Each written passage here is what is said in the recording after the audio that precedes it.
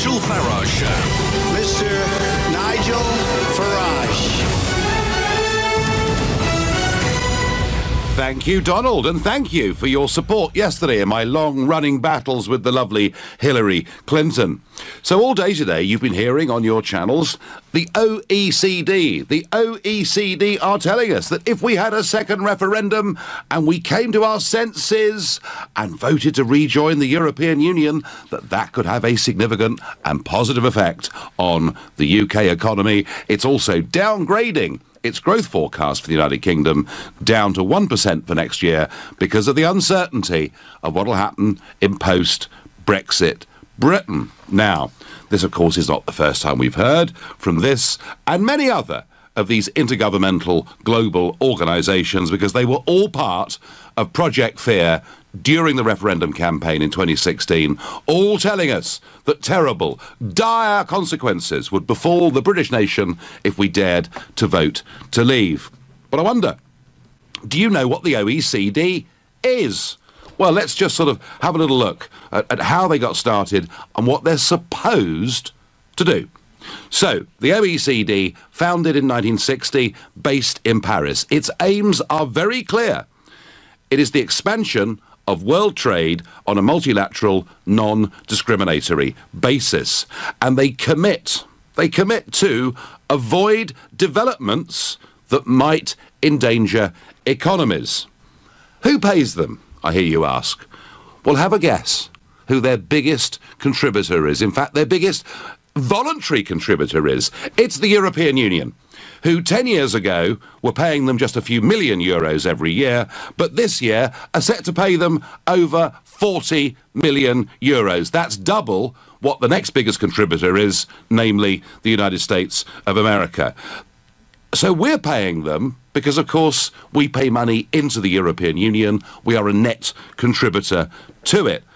But also, the United Kingdom is a member of this in its own right. And on top of that, we pay them up to around about £10 million every single year. So we're paying money into this organisation. And let's just have a little think about whether we should be doing that. The OECD has no right in any way at all, given the aims upon which it was set up with its own charter, to interfere and to make political judgments. In fact, what they ought to be doing, they ought to be urging the European Union and the United Kingdom to have a free trade agreement, to continue tariff-free trade, because if we don't, there could be some elements of disruption. But of course, far from doing that, they are playing an overtly political game by saying to us that a second referendum and a vote to rejoin would be a good thing. And of course, he who pays the piper calls the tune. And it's the European Union that are keeping their very nice lifestyles in Paris going, and that is why they're coming to their aid and supporting them in every way they can. And frankly, I think we should stop paying our UK contributions to them right now, and I wouldn't be surprised if one or two voices here in the USA felt the same way too. So in the light of all of this, do you agree with me that it's beginning to look like there's a global elite that wants to stop Brexit from happening? If you think, Nigel, you've gone too far this time, you sound like a conspiracy theorist, then call me on 0345 6060 973. Maybe you think actually it's inevitable because of all these big organisations. Maybe Brexit's never going to happen. You can text me on 84850, or perhaps you're just sick to death of all the gloom and negativity around these Brexit arguments, and you can tweet pretty much anything you like using the hashtag Farage and LBC on @LBC. And you can watch me on Facebook. I'm live here in Los Angeles. So, are the global elites trying to stop Brexit from happening? I wonder what Dan, who's a new caller to this show and lives in Wimbledon, thinks of that. Dan, good evening. Evening, Nigel. How are you? Well, I have to say, you know, I listen to these news reports of all these organisations and quite a lot of the, sort of high political figures who are part of the global elite, and it makes me pretty angry, Dan. It's as if Project Fear wasn't enough. To me, Dan, they're trying to do the same thing again. Well, I agree. I mean, to be honest, since the Brexit vote, the next day when it came out, I was shocked. I thought, okay, it's a charade. Give people free choice, okay, but I'm the puppeteer. I've got the left hand and the right hand. Pick a hand. Whichever hand you pick, I can change the outcome anyway because I'm in control. But they gave this free choice to make people think they're in control. And I don't think it actually went the way they wanted. Now, that was because of probably people like yourself and other people that actually said, look, what are we getting out of this? Everyone, so for different reasons, obviously some people misled and different reasons, but either way, we voted, and that was the vote. But I said, from the day one, everyone said, we'll do it. I said, promise you, we won't come out. We will not come out, because this is not the plan. So you think, Dan, in short, and your line's a bit crackly, but you think, in short, that the global elites are going to keep us in, do you? They're going to keep us in. That's the plan. They want centralised power. The Bilderbergers, that's the meetings that you want to know what the plans are, the Bilderberg groups. And that's the Hillary Clintons and this and that. That's their meetings. That's where I want to know what Dan, thank you. Dan, thank you for your call. Not a great line. Dan talked about the Bilderberg Group there. The Bilderberg Group is an organisation through which governments and big global business and political figures come together, have conferences once every couple of years or so. Ben in Barking is my next caller. Ben, good evening. Good evening, Nigel. How are you doing? Well, I'm just a bit annoyed with all these people, Ben. I've sort of had enough, really. Dan, my previous caller, thinks that the global elites are going to succeed and stop Brexit from happening. What do you think? Well, firstly, I hope they do, because I think Brexit's going to be a complete disaster. But my question to you would be, did you not think that maybe a bit of economic self-harm was perhaps what the price of Brexit was, and that actually maybe if our economy goes down a little bit, the price of sovereignty is preferable? Oh, Ben, as far as I'm concerned, our democracy, our self-government, our rights to be the determinants of our own future, our identity, our nationality, are not for sale. Of course, but then say if the OECD are saying, well, for all those things, the economy is going to take a bit of a hit, do you not think that's a natural consequence that the fact we are getting all those things back, as in your imagination, then that is going to be a price worth paying for? Well, let me tell you, Ben. Let me tell you, Ben, about the OECD, OK? The OECD said in 1990 it'd be a good thing if we joined the exchange rate mechanism. I was fiercely opposed to it, and it led, by 1992, to false interest rates in Britain at double what they should have been, record house repossessions and record business bankruptcies in that year. And then, as if that wasn't enough, the same OECD said we should join the euro. And thank God we didn't do that. Otherwise, I hate to think what our position might have been. And now the same OECD tells us not to vote to leave in the referendum, and now says we should have a second referendum to rejoin. I would put it to you, Ben, their track record on forecasting economics for the UK has been dismal. And you know something?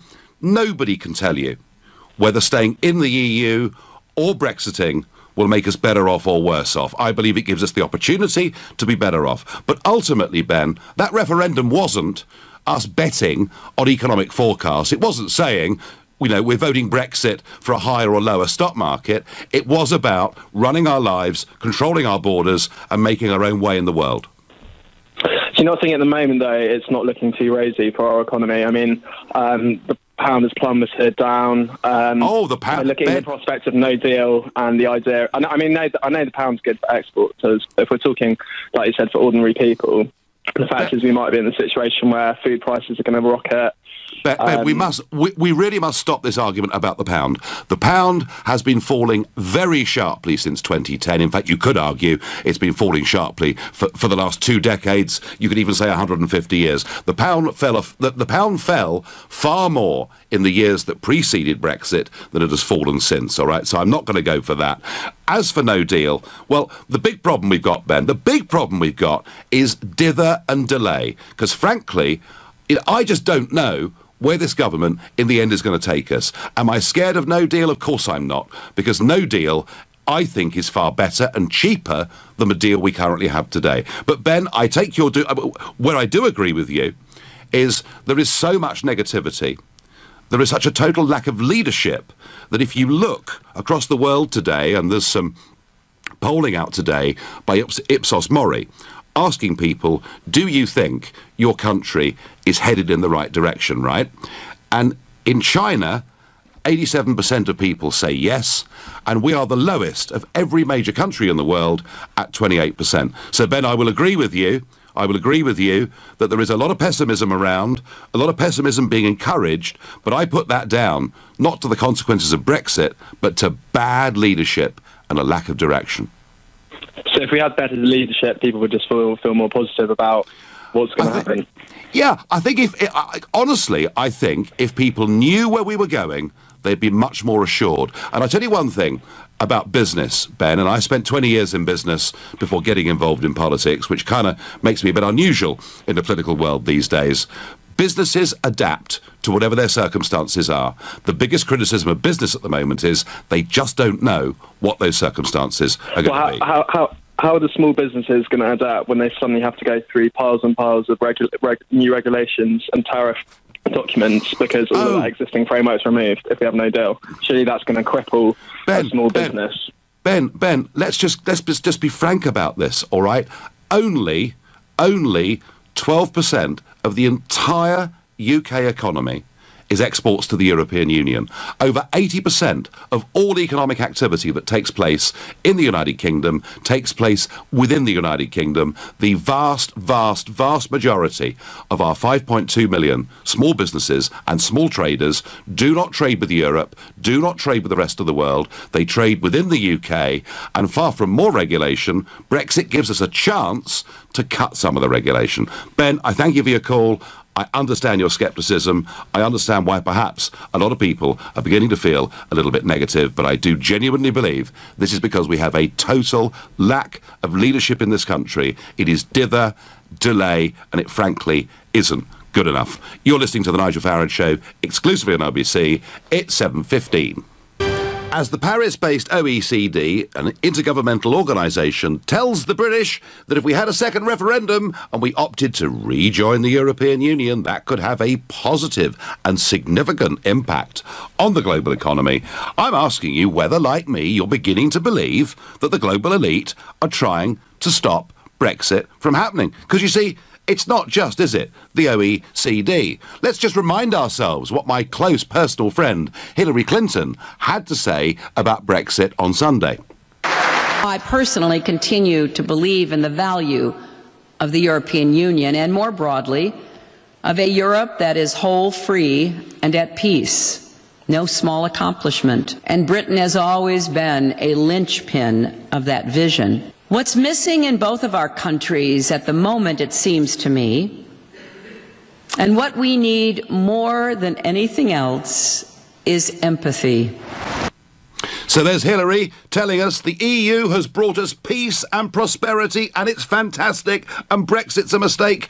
And there's another member of the global elite, a fully paid up, some would argue fully paid member of the global elite, trying to do much the same thing. We heard from him not so long ago. His name, Tony Blair. This decision is life-changing for this country. And this is a moment when every member of Parliament, including the people like Michael Fallon, who frankly believe that Britain's better off in Europe and not out of it, have got to see if there is a way of meeting people's legitimate grievances and anxieties that gave rise to that Brexit vote, but do it in a way that doesn't undermine the economy of the society and the country and its standing in the world. Brexit must be reversed. It's Blair, it's Clinton, it's the OECD, it's the big banks, it's the big businesses. Folks, I genuinely believe the global elite are working together on a conjoined basis to try to stop Brexit from happening. The very same people who all came together through Project Fear to tell us we should not, absolutely not, vote to leave in that referendum. Am I getting this right? Am I sounding a bit conspiratorial? Tony says to me, I don't normally believe in conspiracy theories, but there do seem to be a lot of stories and opinions in the mainstream media trying to create a narrative in people's minds that they should change their views on Brexit. We came through an armada, the Napoleonic War, 2 world wars, many recessions, traitors and weak people wish to drag down Britain. The elites got it wrong in the referendum, and they are wrong now. Jason is calling me from Notting Hill. Jason, good evening. Good evening, Nigel. Just a simple question. I just wondered what you've been smoking there in the US. Because, without being rude, it's just a quick question. I'm appealing here to the ex-businessman that you were, not the politician. Just a simple question. Could you name me the percentage of physical commodities that are owned, produced, manufactured, and sold from the UK externally? I'm sorry, physical commodities. What are you asking how much copper we produce or coal we mine? What are you asking? I'm talking to you about any products that we actually sell, that we actually own. Companies, British companies, we own, we produce, Jason, and we sell. Jason, that sounds like a very narrow-minded, nationalistic, isolationist, draw the bridge up approach to how we operate in the global economy today. You could argue, if you wanted, Jason, that isn't it awful that all the car factories across the United Kingdom are now owned by foreign companies. That's the point you're making. But, Jason, I would say this to you.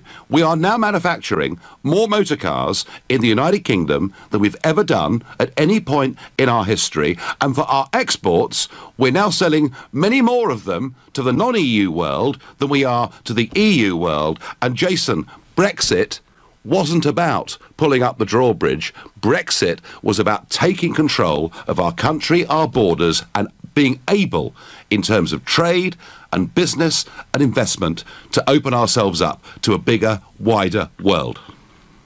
Can I talk now? Well, I mean, I think you had a fairly good go, but I've answered your question. You're actually quite wrong in what you just said, because one of the reasons... The reason you're wrong is because it's quite simple.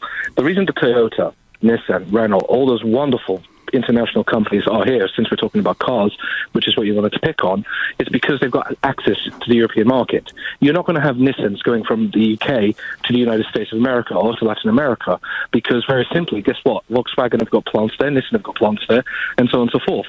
It doesn't make sense in a world to actually export and pay those tariffs and pay those fuel costs when we're trying to reduce our CO2 emissions and carbon footprint to do that, Nigel. So it's being part of that big, wider 500 million plus number that is actually applicable. So you're Jason, don't tell me the EU's is the biggest, most important market in the world. This is the argument that Cleggs and others use. It's about, look, is it important? Yeah, but it's about 15. It's about 15%. It's 15. Jason, it's 15% of the world economy. 15% of the world economy. The question that I asked you, it was actually 20%. And the other 80% are professional services, which you haven't adhered to as well, which is something that when you were a politician under Thatcher, you would realise that Mrs. Thatcher actually placed this country to be a professional services capital of Europe. And that is why the investment from your American friends have come in. Therefore, law firms, whether it's banks, whether it's accountancy firms, you name it. Now, if you look at what's happening right now... Jason, I think, Jason, you are missing. London moved to Dublin in the early 1990s in a very, very big way. And do you know why? Because the corporation tax rate there was 12.5%. There are lots of factors and lots of reasons that businesses move, but we find ourselves actually in the middle of the world's daily trading market, speaking the language that's embraced by the world. But Jason, you want to talk about economics. The question I was asking tonight, is there an attempt by the global elites to, like the OECD and the Blairs and the Clintons, do you think I'm right when I say there's an attempt of them to get together to stop Brexit from happening? No, I don't, because the bottom line is these institutions exist to prevent chaos, which is what you're trying to do. You're a fond believer of Aristotle's book, which is that controversy creates cash. I'm sorry to say, controversy creates destruction and creates chaos and creates more problems. So, Jason, just to finish off, there is no element of collusion in any way at all between Blair, Clinton, the OECD, and everybody else. I'm sorry, why don't bring the Pope into this as well? Because obviously you're just using anybody that comes into it that says that controversy is wrong. Jason, I thank you. I'm going to ask Mike in Hemel Hempstead exactly the same question. Mike, am I wrong to think that all these people are getting together to try to stop Brexit? Good evening, Nigel. Thanks for taking the call. Good evening. You're bang on the nose, mate. You're bang on the nose. I'd like to thank you for affording us the opportunity to leave this totalitarian superstate. And I'll tell you why I'm using those words. I read in the paper today that the Prime Minister of Austria, the new Prime Minister of Austria, has been told by 31-year-old Sebastian Kurz. Yep, go on. Yep. That's right. Has been told by Mr. Juncker to form a government which is EU friendly. Rather worrying. Well, now, if you couple that with what went on in Catalonia, who is to say that somebody in the EU high up didn't say to the Spanish government, send in the bother boys, sort them out? Mike, listen. Mike, I agree. I agree with you. I do agree. I think Catalonia was a moment where the mask slipped, as far as the European Union's concerned. I think Juncker's call for him to form a pro-EU government, given that 56% of voters voting for the two biggest parties voted for border controls, and certainly the Freedom Party, who got nearly 30% of the vote, are fiercely Eurosceptic on a whole host of issues. But and Mike, lastly, Nigel. But Mike, the question tonight wasn't so much an analysis of what's wrong with the European Union. It was whether there is a big global attempt to stop Brexit from happening. Oh, absolutely, yeah, I totally agree with that. But lastly, I'd like to say, they want to form a European army. Now, is that to defend them from enemies without, or to control the populace within? I think we're seeing the birth of a totalitarian superstate. We're watching it before our very eyes, the same as they did in 1930s in Germany. I don't disagree that the EU is fundamentally anti-democratic and perhaps in many ways quite dangerous in terms of the direction in which it's headed. Mike, I thank you. Difficult there with Jason and Mike to get them back to the issue, but I genuinely think there is a big global attempt to undermine and to try and stop Brexit from happening, and it does, that movement, have with it many fellow travellers within the United Kingdom, whether it's the Nick Cleggs, whether it's the Keir Starmers, whether it's the Alistair Campbells, who really rather lost his rag on Good Morning Britain this morning. There's a big attempt. They want to stop Brexit from happening, but I'm not convinced, I'm really not convinced, that any of this is making any difference to public opinion in the country at all. Yes, we are feeling a little bit depressed with constant bad news, frustrated by a lack of leadership, dither and delay, but I don't think it's changing people's minds at all. In fact, I think people saw Project Fear back in the referendum in 16 as being something that was massively overplayed, and I don't think we're prepared and ready to listen to those same voices again. And I'm saying that to you, Hillary, and to you, Tony Blair, and above all to you, the OECD, whose biggest donor is the European Union, whom you come out and support as strongly as you have today. You're listening to the Nigel Farage Show, exclusively on LBC, live from Los Angeles. It's 7:30. I really do think the global elites are coming together to try and stop Brexit from happening, and they've got many fellow travellers within the United Kingdom. But first, the UK is facing a multi-dimensional threat that is rapidly evolving at a scale and pace we've not seen before, the Director General of MI5 has warned. Andrew Parker said the security service is operating at an unprecedented level and has seen a dramatic upshift in threats this year. It is at the highest tempo I've seen in my 34-year career, he said. Today, there is more terrorist activity coming at us more quickly, and it can be harder to detect. We are now running well over 500 live operations involving around 3,000 individuals known to be currently involved in extremist activity in some way. That is the depressing but no doubt truthful statement from Andrew Parker, Director General of MI5.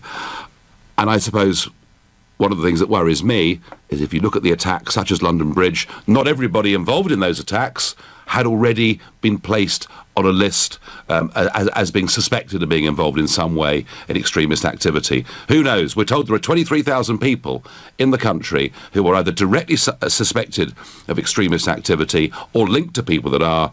Who knows? The figure could be much, much bigger than that. I wonder when. I really do. I wonder when somebody who's been involved in government over 3 or 4 decades of encouraging division and multiculturalism and not assimilation in our communities will come forward and apologise. I suspect they never, ever will. So yesterday we were talking about Theresa May, David Davis, in Brussels, having dinner with Mr Juncker and Mr Barnier to attempt to break the deadlock over whether, we could move on and start talking about trade at the summit on Thursday and Friday of this week.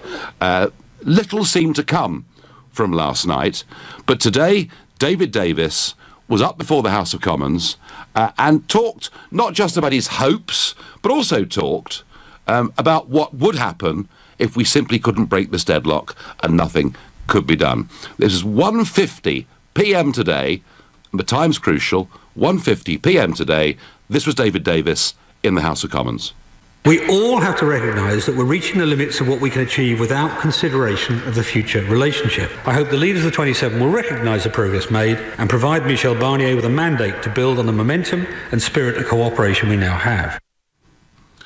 So that was in response to Keir Starmer, and Davis making it clear that no option has to be there, kept on the table, and that's there to pressure Brussels into hopefully seeing common sense and coming to a free trade deal. But can you believe, at 2:40 p.m, that is only 50 minutes after David Davis was officially responding after that dinner that he and Theresa May had in Brussels last night with Juncker and Barnier, Amber Rudd, just 50 minutes later, said this. I think it is unthinkable that there would be no deal. It is so much in their interest as well as in ours, in their communities, in their families, in their tourist interest, to have something in place. We will make sure that there is something between them and us to maintain our security.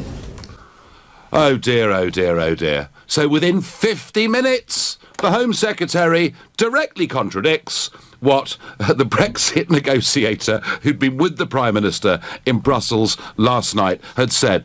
And it's worth thinking, isn't it, that actually the Prime Minister herself has said we have to be prepared for every eventuality. Boris Johnson, of course, said it would be perfectly OK if we had to leave without a deal. Some are going further. James Duddridge, a Conservative MP, he says actually that no deal is now his preferred route so that we can get a quicker, faster Brexit where we all understand where we are. And yet, the Home Secretary directly contradicting other parts of the Cabinet within an hour of that statement. And I have to say, it just can't go on like this. Theresa May is playing a game as if the most important thing is to hold the different wings of the Conservative Party together. But the point is, how do you think that looks to Barnier, Verhofstadt, Juncker and the negotiators in Brussels? We look like a laughingstock, and they will go on playing games with us for as long as they can because they know there is not a united response from this government. And I think what Mrs May ought to do is either sack all the Remainers in the Cabinet or sack all the Leavers in the Cabinet, and at least can we have a Cabinet and a British government and some direction that actually knows where it's going, because this, frankly, makes us look ridiculous, weakens our position, and honestly, I cannot imagine how they must be laughing behind our backs in Brussels when Mrs May turns up there for these important talks on Thursday. Back to my earlier theme, the OECD telling us that if we had a second referendum and maybe had the sense to vote to rejoin the European Union, it would have a positive and significant impact on our economy, and that falling, hard on the heels of Hillary's pro-EU tour. Not just of the UK, she's off to France and off to Germany too, Mr Blair and many, many others. Are the global elites trying to stop Brexit? I think they're working together towards that aim. I wonder what Nick in Sevenoaks makes of that proposition. Nick, good evening. Good evening. My reason for calling, and I've waited for nearly half an hour listening to you. I'm sorry. And your love of your own voice. Why are you? Oh well, Nick. I tell you what, Nick. I tell you what, Nick. There are loads of other. I tell you what. There are loads of other. You can call the BBC. There are talk shows everywhere. The fact you've been kept in a queue is because a lot of people want to speak, text, and tweet. And I do my best, Nick, every evening to get through as many of you as I possibly can. Right. Let me make my point then. Please. Why are you so angry with the OECD for saying the same thing as you are on record as saying? Which is what? You were on record as saying that Brexit would hit the economy and that you saw that as a price worth paying. As a millionaire, of course, you would. Hang on, Nick. Point number one. Did you not say that? No, of course not. Point number one. Yes, you did. I can cite the article in which it was reported that you said Brexit would be a price worth paying in terms of the hit to the economy.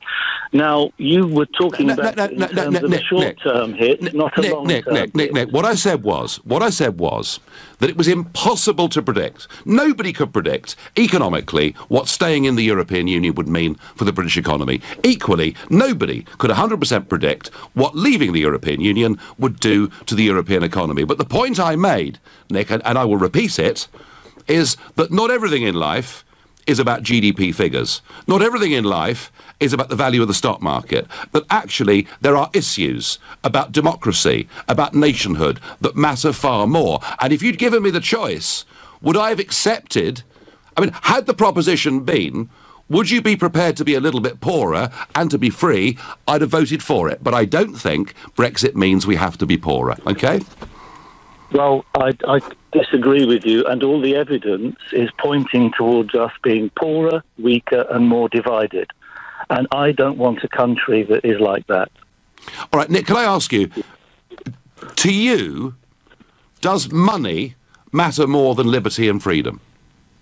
I value them both equally, and I don't see them as a false dichotomy in the way that you do. And I think that we have sufficient liberty and sufficient freedom, including freedom of movement as members of the EU, and to try and make out that they're a global elite and to try and make out that this is some sort of conspiracy. I'm not watching you on Facebook, but I can only imagine that you have your aluminium foil hat on when you say things like that. So when I read out, and you've obviously been listening very intently this evening, when I read out to you the Charter, the aims of the OECD, would you not agree with me that what they did overnight directly contradicts those? No, I think what they were doing was pointing out the consequences of a decision which the British people have taken, and the consequences if the British people should decide to reverse that decision. Okay, that's entirely consistent with what you said. Something else you said was that you didn't believe that Brexit would be a disaster, but if it was, you would leave Britain. Now, how much patriotism is there? No, that was a completely tongue-in-cheek throwaway line. The OECD is there to promote an expansion of world trade on a multilateral, non-discriminatory basis. It is there to avoid developments that might endanger economies. Well, right now, post the democratic result, the one thing that could endanger economies ever so slightly, European ones more than us, is that we don't come to any agreement at all. So they should be doing what they've been there since 1960 to do, Nick. Should they not be encouraging a grown-up free trade agreement between us and the European election, the European countries, and not playing politics? Well, I mean, you can't accuse anyone of playing politics when you're a politician. It's the game you play all the time. Yeah. If you're in no, Nick. If you're in politics, then you're playing politics. You do politics. If you're working for an intergovernmental organisation funded by taxpayers all over the world, especially those in the European Union, and your charter, it does not give you any permission to play politics, surely you shouldn't be doing it. Well, politics and economy and economics go hand in hand. You've been playing politics all the way through this. The OECD is pointing out the consequences of a decision which has been made. I believe that decision was made on the basis of misinformation, but you may disagree with that. Nick, do you want a second referendum, Nick, or not? Yes or no?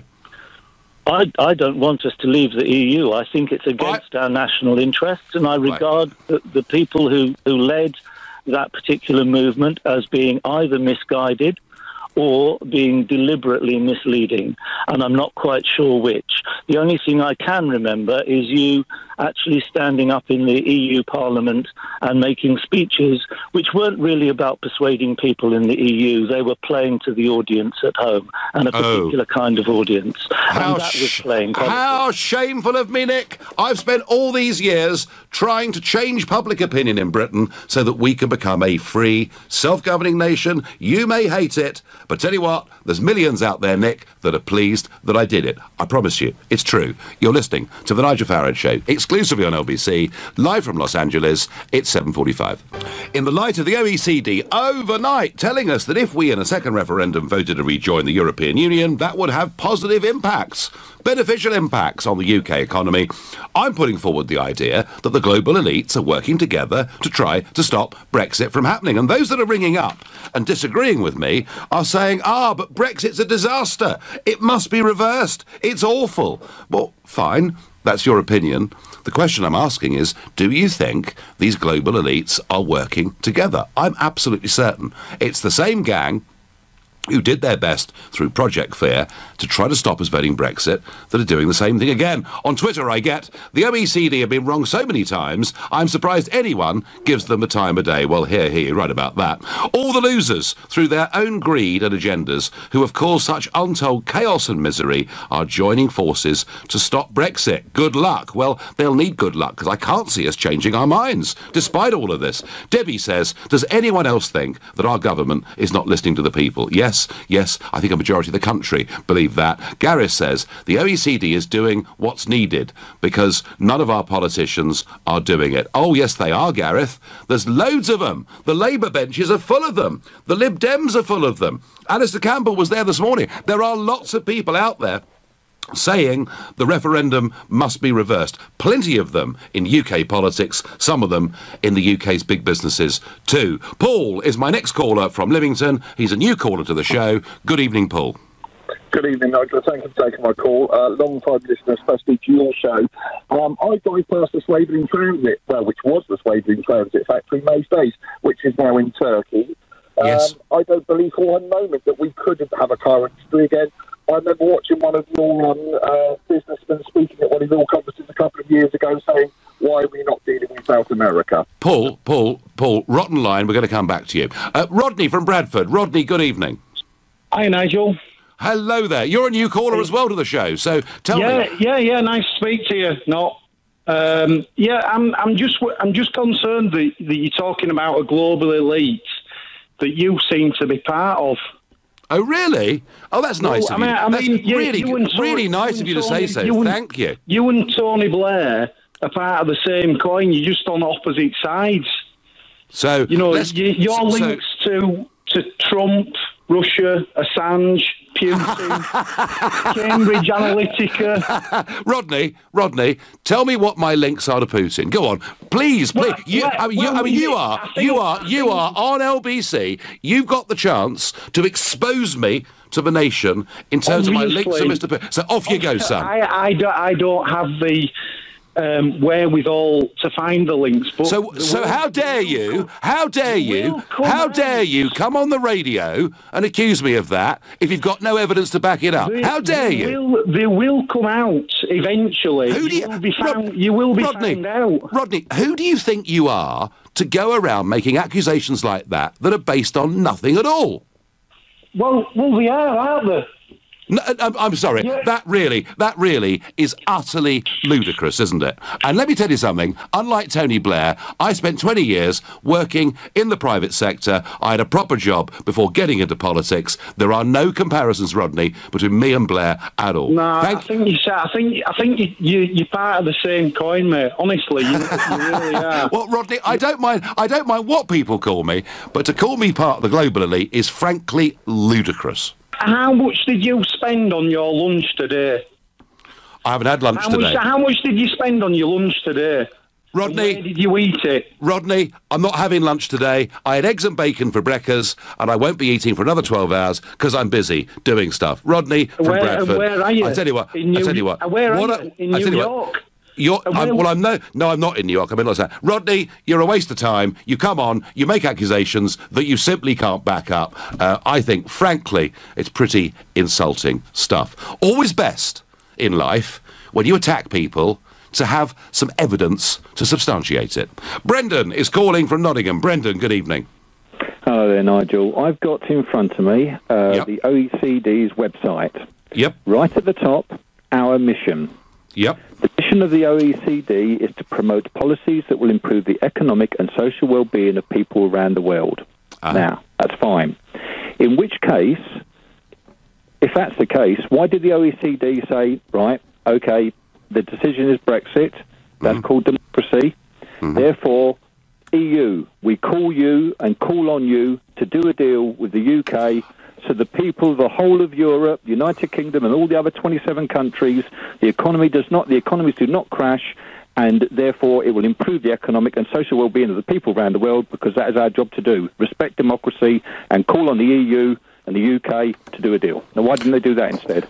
Brendan, you're absolutely right. And everybody listening to this, by the way, every single person listening to this that is against Brexit and thinks it could cause economic harm should, Brendan, be joining you and me with this argument that it's the OECD's job, given the referendum result, to encourage a free trade agreement between us and the European Union. You are absolutely 100% on the money with that analysis. But what I'm getting, Brendan, I'm getting people who think it's a mistake to leave the EU, who are not prepared to see through the logic of that case, and that what the OECD has done today is wrong. And Brendan, do you also agree with me that this is part of a bigger global elite using whatever leverage they can to try and stop Brexit? Oh, absolutely, without a doubt, Nigel. I mean, a perfect example, apart from that horrible, vile Blair man, honestly, yuck, I can't stand the bloke. Well, but basically, apart from him, look at our favourite, Mr. Clegg. Now, when he came into power, joint power with Cameron, it was like the country's in a mess, or whatever the situation is, but for the benefit and the will and for the United Kingdom, we must work together to make this work. And why is it then, when a democratic decision is made that he doesn't like, we've got to do all our can to have it reversed. We've got to do everything to make it fail. I know, Brendan. The United Kingdom, the people Brendan, I'm with you. I get it. I thank you for your call. I move on to Tony in Wimbledon. Tony, good evening. The OECD are urging us to have a second referendum. Are they working in cahoots with Clinton, Blair and everybody else, or have I got this completely wrong? Well, I'd like to think that that's not the case. But I look at the situation as it stands, and I'm going to ask you, based upon your years of experience of business, and also being somebody who's worked in the EU machinery, what is a worst-case scenario for this country come the date that there is no deal, and then we're actually then stepping out of the EU? How will the big corporations respond to us? How do we counter the fact that money now is electronic and it'll take a few press of a keyboard and a vast amount of money can move out of this country? Well, a vast amount of money, Tony, can move out of this country or into this country. What we have to do is be prepared technically for a no deal, which means we need devices at Dover to photograph number plates and lorries and all of those things, and we'll need an extended border force. Of course, that is true. But the point, Tony, is this. The deal we currently have, all right, costs us a very large sum of money. Up to £10 billion net every year, simply to have tariff-free access to the European market. But not just do we pay $10 billion, we also have to adhere to all of the EU rules, many of which may not suit us, and crucially, we're banned from forming our own relationships trade-wise across the rest of the world. So I contend, Tony, that no deal would be a lot better than the deal we currently have. And if that's where we have to go, that's where we have to go. I would rather, just for ease and simplicity, that we continued with a tariff-free trading relationship, which logically is what the Europeans should give us. But hey, they're not. I thank you, folks. Lots of strong opinions on this today. I think the OECD are wrong. But that's life. You've been listening to the Nigel Farage Show on LBC. I'm back tomorrow evening from 7. Coming up at 10, it's Ian Collins. But up next, it's Clive Bull.